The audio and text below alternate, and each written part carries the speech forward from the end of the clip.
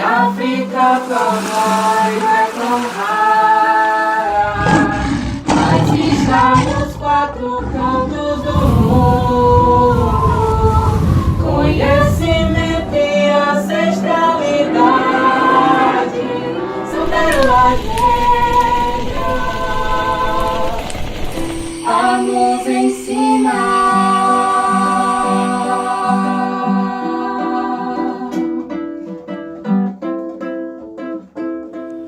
Já, quando você quiser, e assim não. Tá preparado ainda não, né? Não. Hello, I'm Ken Jelvis, a fifth-term history undergraduate from the Federal University of Acre. I'm a member of FUFAC's NABI and the Dissension das Amazônias magazine. In today's video, we are going to talk about yet another persona from the Pérolas Negras project.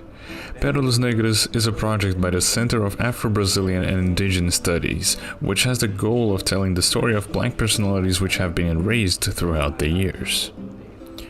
Do you know or have ever heard of Chaguinha? No? Then I'll tell you a little about this historical figure. Francisco José das Chagas, popularly known as Chaguinhas or Chaguinha, was born in São Paulo, a corporal from the 1st Hunters Battalion in Santos. And what did Chaguinha do in order to be considered a black pearl in our history? Even more so, called a saint by some people. It all started amidst the historical context of Brazil's independence, when he committed an attack to a Portuguese vessel in 1821 Santos. Ativista. Não, você tá falando ativista. É só um treino. Só um teste, amigo. Aperta só esse botãozinho pra mim rapidão. As an activist, he had been the riot's leader besides his partner Joaquim José Cotindiba, with about 100 other rioters who were claiming salaries which had been delayed for 5 years, raises, and equality among Portuguese and Brazilian troops. However, these claims did not return good results, seeing as though on September 20th, Cotindiba was executed. Soon after, the rope used to hang him was put on Chaguinha's neck, though it snapped about 3 times.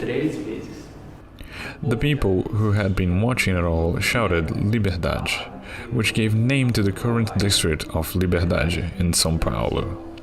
Then, the outraged people headed to the government's palace and demanded that the hanging not take place.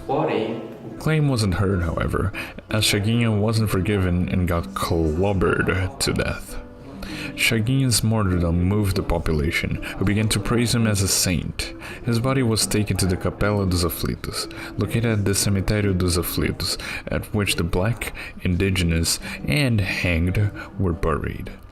At the place he was killed, people began lighting candles, establishing the Santa Cruz das Almas dos Enforcados Church, which was a small church of colonial architecture at the end of Aflitos Lane, Estudantes Street, in the heart of Liberdade district, where the devotees worship him every Monday. I induce you to ask yourself, how do the people who claim their rights nowadays are handled at protests? The suppression protestants suffer from the state, humiliation, violence, lowly labor conditions to which people submit themselves in order to guarantee their survival. Now, go back 199 years. Unstable working conditions, high working hours, and no possibilities of demanding changes. As if you did, you'd be risking a death sentence. And even so, Chaguinha gave away his life to the fight over the rights of the army's lower ranks. Today we learn a bit about Francisco José das Chagas, Chaguinha, who, besides being a religious figure, has left us a legacy of fighting and claiming human and labor rights amidst colonial period Brazil. Well then guys, what do you think about Chaguinha? Leave your comments down below because we'd like to know. And don't forget to comment. De comentar aqui embaixo, porque a gente quer muito saber mesmo. Don't forget to subscribe to our channel and like the video. See you in the next one. Gêmea solene memória, choram as histórias que o tempo